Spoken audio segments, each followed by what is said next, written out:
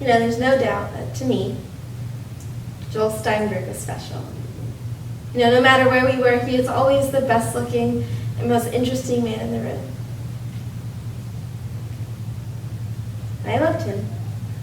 So that's why one night when we were having one of our long bedroom talks, where you feel genuinely close to one another, I turned to him and I said, Joel, I don't like it when you hit me. It's painful and it's embarrassing and it makes me feel like you don't love me anymore, and I know that you do. Of course I do. Hitting's not me. You know I'm not like that. I hate myself when I hit you. That would be the first and last time we ever discussed the subject. And unfortunately, it would be years before I realized the truth about Joel. And by then it would be too late.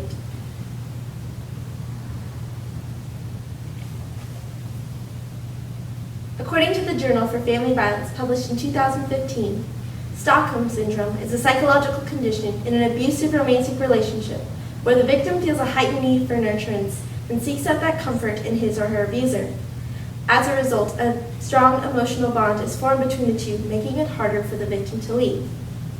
Fortunately, in 2014, the National Network to End Domestic Violence reported a significant decrease in domestic violence cases across America and an increase in the demand for domestic violence services. These statistics show that more victims than ever before are seeking out available resources. The social issue report from rootcause.org argues that this is due to the increase in community awareness and support. And while much progress has been made, this is still a topic that needs to be discussed if we can hope to see more and more victims break the bonds they have formed with their abusers and seek help before it's too late. Surviving Intimate Terrorism by Hedda Nussbaum. Throughout our relationship, Joel was constantly coming up with new ways of torturing me. He began demanding that I take ice baths, which sounds strange, but this long, drawn-out torture was harder for me to bear than any swift blow. So that's why once, but only once, did I ever defy his command to get in the tub! No! I said, get in the tub! No, please! Joel, please! Wait!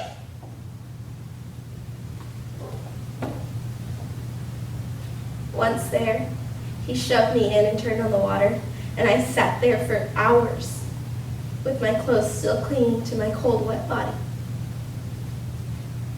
So I guess it's no surprise that I never again said no to Joel.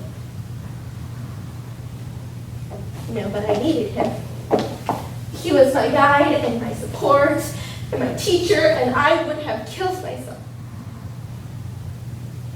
if I was forced to do without him.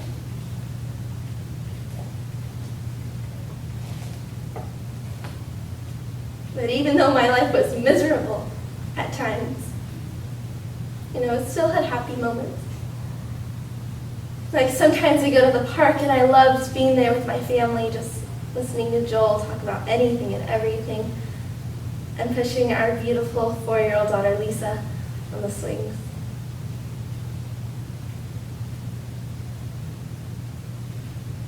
That was occasionally on my bruise-free weekends. And do you know the most disgustingly humiliating indignity he subjected me to? Was urinating on my face. Wait!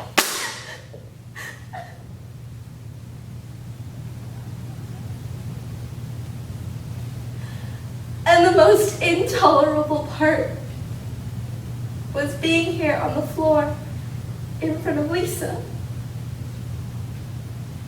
Joel always told her, "Daddy's helping Mommy." And I remember her being so confused. And I felt so ashamed.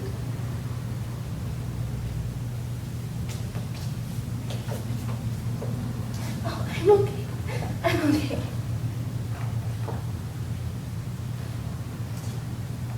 Joel's violent behavior began to increase. I began taking cold baths more and more often and eating less than ever, and getting hit more and more frequently. But the worst of all was the very first time he got angry with Lisa. You see, it was bad enough that there was no obvious cause for his anger, but just to see him put hands on her. And I watched silently as he grabbed her by the shoulders and threw her to the ground. And following the example that my little girl had seen far too often at home, she simply stood up and said nothing.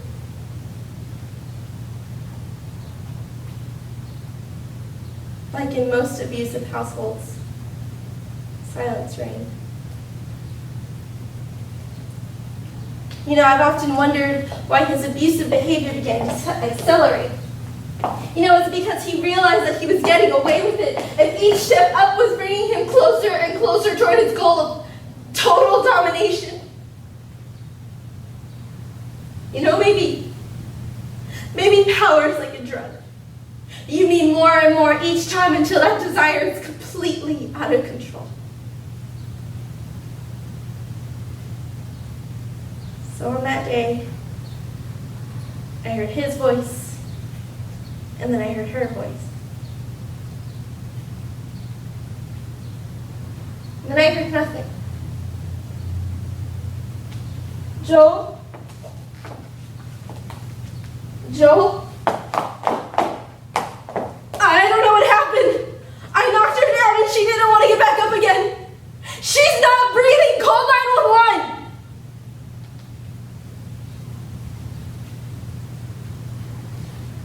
Lisa was taken to the hospital where she was declared brain dead, and they disconnected her life support the very next morning. Joel's rendition of the story says that he never hit me and that he wasn't even at home when Lisa was fatally injured. He blamed everything that went wrong on me, but I'm not going to let him. No, he's taken too much from me. He took my youth and my beauty and my baby, and he has to pay. Look at what you did to me. You humiliated me, you tortured me, and all in front of our child. And you had to be torturing her too, you keeping her up at night. She had to be secretly terrified. She had to see her life becoming what mine was, just bruises on top of bruises and beatings. My baby.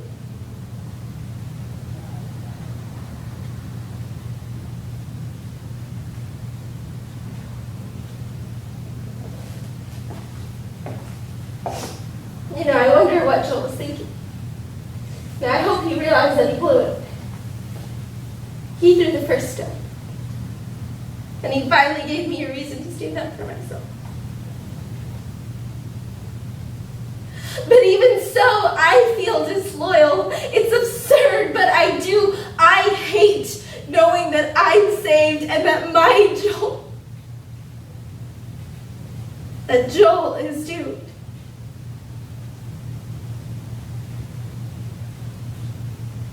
In these confused words, I hope you see some growth, as I am trying to make progress. Even though I didn't realize that Joel had thrown the first stone the very first time that he hit me. And the truth that I'd blinded myself to for so long was finally becoming clear. And I was finally beginning to see my own responsibility in not seeing the truth about Joel, until it was too late to save Lisa.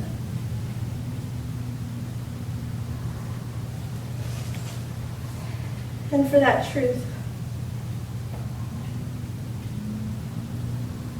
that I no longer feel in love with Joel Steinberg.